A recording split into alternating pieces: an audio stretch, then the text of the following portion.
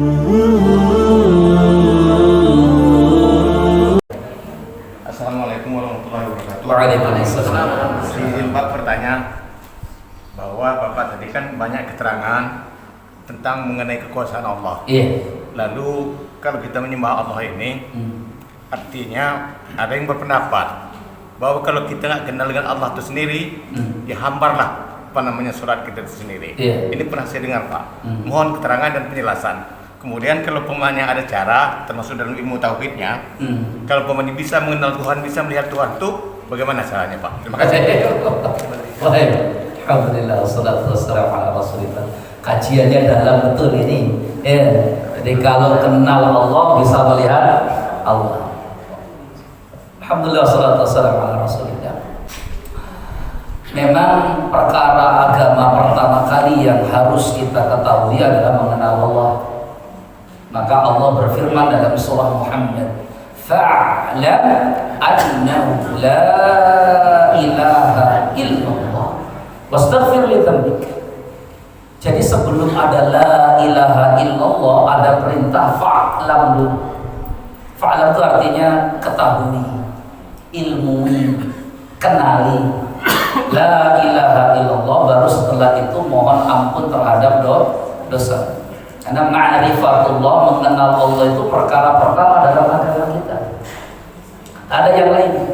Maka pertanyaan pertama dalam kubur pun bukan tentang yang lain, tapi pertanyaan pertama dalam kubur tentang ma'rifatullah. Man rabbuka? Siapa Tuhan? Ini perkara penting. Pertanyaannya sekarang, bagaimana cara kita mengenal Allah? Cara kita mengenal Allah yang pertama, kita nggak mungkin mengenal Allah kecuali dari informasi yang Allah sampaikan kepada kita. Bisa lewat Allah sendiri, bisa lewat orang yang memang ditugaskan, diperintahkan untuk mengajarkan tentang konsep Allah, yaitu seorang nabi atau seorang rasul. Bagaimana saya tanya, beranalogi, gimana kita kalau mau kenal seseorang? Saya kalau mau kenal sama beliau, apa yang saya harus lakukan pertama? Saya akan cari tahu namanya siapa, ya kan?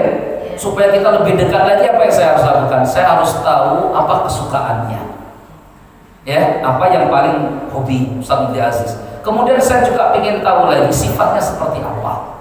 Maka Allah Subhanahu wa Ta'ala menerangkan tentang dirinya sendiri dalam Al-Quran. Pertama, Allah terangkan tentang siapa Allah, nama-namanya disebutkan. Allah itu Ar-Rahman, Allah itu Ar-Rahim, Allah itu Ar-Razzaq, Allah juga Syadidul Iqab, Allah Azizul Hakim. Itu cara mengenal Allah yang pertama, mengenal dengan nama-namanya, asma dan sifat-sifatnya. Karena nggak mungkin kita kenal orang kalau nggak tahu sifatnya. Bagaimana saya mau cinta dengan seseorang kalau saya nggak kenal dan nggak tahu nama dan sifat? Oh, saya suka sama bapak itu. Yang mana Pak? Bapak yang itu. Siapa namanya? Saya nggak tahu itu siapa. Nggak mungkin. Maka kalau saya ingin suka, saya harus cari dulu tahu namanya. Setelah itu saya tahu sifatnya. Oke, itu yang pertama. Jadi kenali dulu namanya, kenali dulu sifatnya. Itu nanti kajiannya dalam tauhid, kajiannya dalam akidah, mengenal nama-nama Allah. Allah di sini mengenalkan tentang dirinya dengan 3 nama. Pertama Rabb, yang kedua Malik, yang ketiga Ilah. Pertama Rabb artinya yang menciptakan. Kedua Malik artinya raja di raja. Ketiga Ilahin nas artinya yang harus disembah. Itulah cara kita mengenal Allah. Allah mengenalkan dirinya sendiri dengan namanya. Yang kedua, kita kenal Allah lewat ciptaan-ciptaannya. Namanya ayat kauniyah yang tersirat. Kalau yang pertama tadi tersurat, karena nama-nama Allah ada dalam Quran semua, nggak bisa kita tambah-tambah sendiri. Ya. Yang kedua, ayat kauniyah. Ya. Maka semua ayat-ayat di alam semesta ini, Bapak Ibu, kalau kita pikirkan, semuanya menunjukkan tentang esanya Sang Pencipta. Ya, esanya Sang Pencipta. Itu ya. Jadi sampai ada orang yang paling pintar, siapa yang menemukan teori gravitasi itu? Yang menemukan teori gravitasi itu? Einstein. Albert Einstein saja mengatakan dalam bukunya, karena dia kan pintar tuh, dia cerdas tuh, dari semua ini ya semakin menguatkan bahwa di sana pasti ada satu kekuatan yang maha dahsyat, ada satu kekuatan yang maha besar yang mengendalikan alam semesta ini. Jadi Einstein pun masih percaya bahwa ada kekuatan yang maha dahsyat mengendalikan alam semesta ini. Dan dari mana Einstein sampai kepada kesimpulan itu? Dari mempelajari semua ayat-ayat alam semesta, tapi tidak sampai pada keyakinan tentang Allah. Kalau kita kan siapa yang kekuatannya maha dahsyat itu? Tentu Allah, karena Allahu Akbar. Itu yang menuntunnya agama kita. Yang ketiga, cara kenal Allah Subhanahu wa Ta'ala termasuk dalam diri kita sendiri.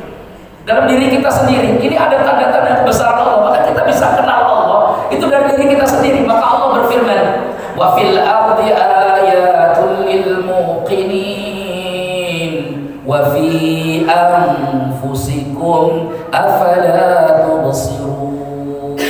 Di alam semesta ini ada ayatul lil muqinin, tanda-tanda kebesaran Allah bagi orang-orang yang percaya.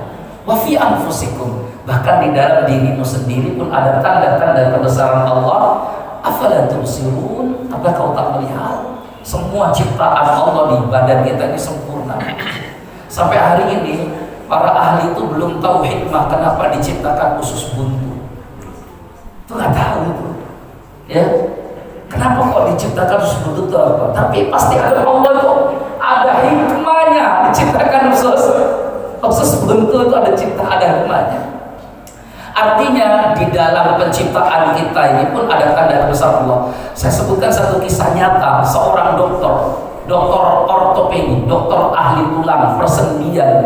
Saya dengarkan dari penjelasan seorang dokter di Mesir. Dia punya teman di Eropa, seorang dokter ortopedi, sama-sama dokter ortopedi, gitu ya. Yang satu muslim, yang satu nggak beragama, gitu ya. Terus mereka sama-sama mendalami ilmu ortopedi, tulang-tulang, persendian. Tiba-tiba dokter Mesir ini di dalam sebuah muhadharah ceramahnya, dokter Mesir ini masih di YouTube, masih ada, silakan teman-teman cari ya. Dokter di Mesir ini dia tanya ke temannya yang di Eropa, dokter ortopedi, kamu kan dalami ortopedi, kamu dalami ilmu sendi dan tulang-tulang, iya, menurut kamu jumlah sendi tulang ini ada berapa? Kata dia, semua tulang sendi dari mulai di atas kepala kita sampai di kaki, karena sendi-sendi ini punya fungsi luar biasa Bapak Ibu. Kalau satu sendi saja tak berfungsi, itu tandanya asam urat. Tiba-tiba bangun tidur, Bapak Ibu tangannya nggak bisa ketekuk begini, itu sendinya lagi ngambek, itu tandanya asam urat. Besok lagi nambah lagi, wah asam uratnya makin keluar, makin parah lagi itu sendi semua tuh punya fungsi. Kenapa kepala kita bisa geleng-geleng? Ada sendi-sendi kita yang gerakan semua. Terus ditanya, berapa sendi? 360 sendi. 360 sendi. Semua dalam sendi kita seluruh badan 360 sendi. Si dokter muslim dari Mesir ini kemudian katakan, percayakah kamu jika sejak 1400 tahun yang lalu sudah ada keterangan sendi di badan 360? Dokter Eropa dikatakan, nah, gak mungkin. Dan tentu dalam bahasa Inggris, gak mungkin, mustahil. Cuma dokter Mesir ini sudah ceritakan dengan bahasa Arab, mustahil, gak mungkin. Karena ilmu persendian ini ketahuan jumlahnya secara pasti itu baru abad belakangan, setelah ditemukannya rongsen, setelah ditemukannya macam-macam itu. Dan itu baru kehitung, gak mungkin 1400 tahun yang lalu belum ada itu alat teknologi yang bisa menghitung semua sendi.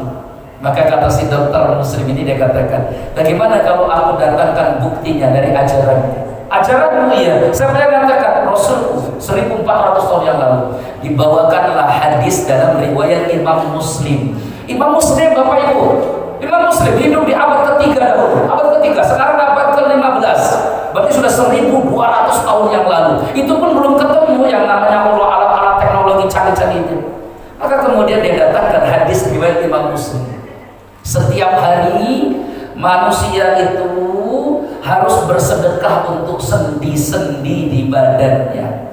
Jumlah total sendi itu salasumia wasittuna mafsalan, 360 sendi. Disebutkan spesifik langsung oleh Nabi Muhammad SAW, 360 sendi.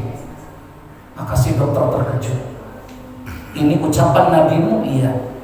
Muhammad? Iya. 1200, 1400 tahun yang lalu benar seperti ini? Iya. Buktinya ada? Ada. Dia ucapkan asyhadu an la ilaha illallah wa asyhadu an. Itulah cara mengenal Allah. Dari tanda-tanda, bahkan apapun yang dilihat jemaah sekalian, kalau hati kita sehat, pikiran kita sehat, maka semua yang kita saksikan itu sebenarnya membuat kita mengenal Allah. Cuma kadang kan kita nggak gunakan akal kita, nggak gunakan hati kita. Itu namanya membaca ayat-ayat kauniyah.